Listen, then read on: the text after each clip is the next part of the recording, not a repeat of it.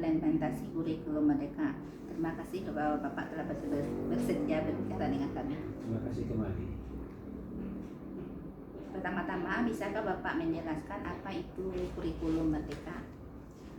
Baik, masalahnya dalam penerapan kurikulum Merdeka ini, bahwa kurikulum Merdeka itulah sebuah konsep, sebuah kurikulum yang tujuan untuk memberikan lebih banyak kebebasan merangka untuk mengajarkan siswa dan memberikan kejelasan kepada guru untuk merancang pembelajaran yang sebaik-baiknya.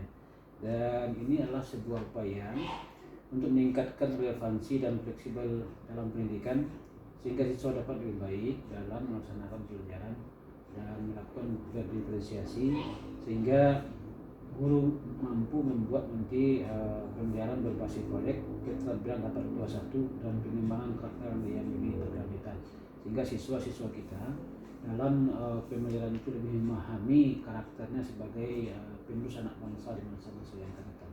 Mungkin itu pendapat kami, dan intinya kurikulum mereka itulah memberikan kebebasan kepada guru dan siswa dan terutama dalam pembelajaran berdiferensiasi. Kemudian Bapak, bagaimana implementasi kurikulum Merdeka di Indonesia? Kalau kita melihat implementasi kurikulum Merdeka Indonesia, itu telah menjadi fokus utama oleh pemerintah dalam upaya perbaikan sisi pendidikan.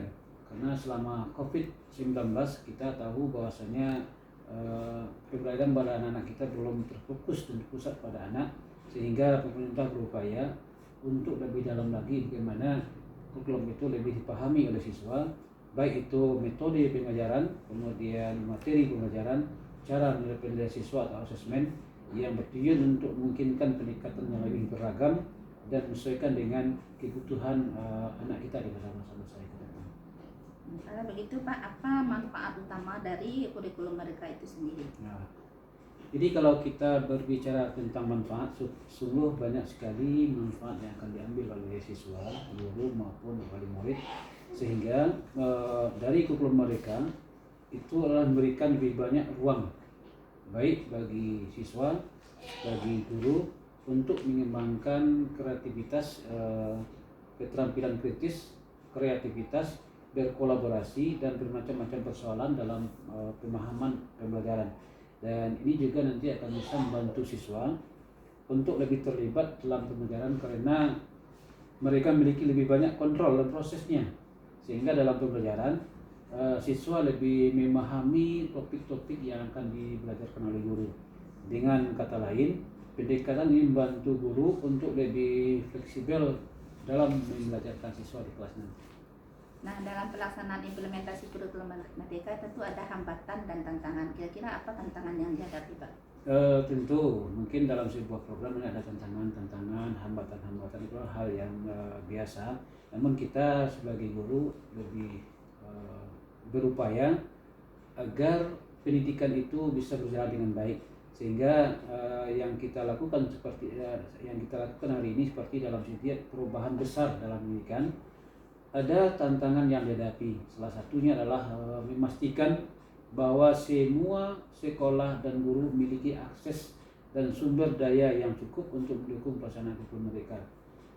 Selain itu perlu pelatihan yang cukup untuk guru-guru agar dapat mengimplementasikan pendekatan yang dengan baik.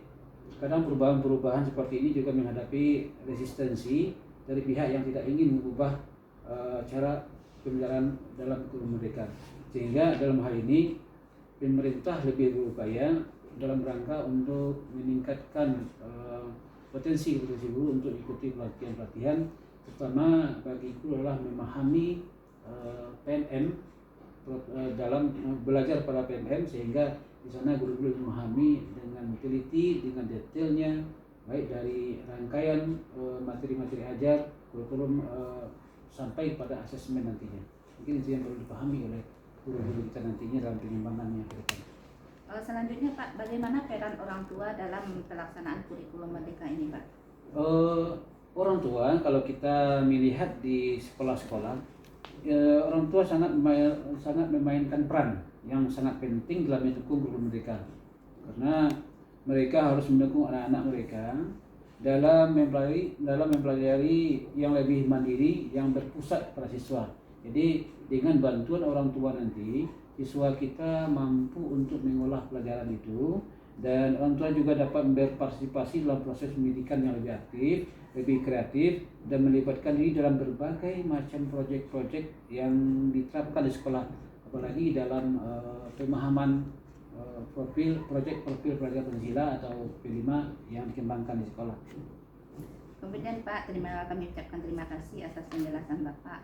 Kira-kira apa pesan atau pesan yang akan Bapak sampaikan mengenai kurikulum Merdeka ini, Pak? Baik, dalam hal ini saya hanya ingin menekankan bahwasanya kurikulum Merdeka yang kita lakukan hari ini merupakan langkah positif yang untuk dalam meningkatkan pendidikan di Indonesia. Namun perubahan-perubahan yang ini memerlukan waktu dan dukungan dari semua pihak, termasuk pemerintah, sekolah, guru, orang tua, dan siswa.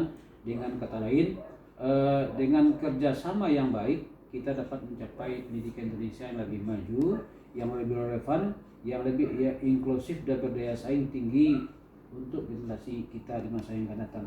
Sehingga siswa-siswa yang dilahirkan di sebuah sekolah, yang dilahirkan di suatu pendidikan, mampu untuk bersaing di dunia pendidikan di masa yang akan datang. Itu harapan kita bersama. Terima kasih Pak atas penjelasan yang banyak sekali tentang kurikulum Merdeka. Terima kasih sekali lagi atas waktu yang Bapak berikan. Baik. Mudah-mudahan bermanfaat bagi pendidikan sekolah kita.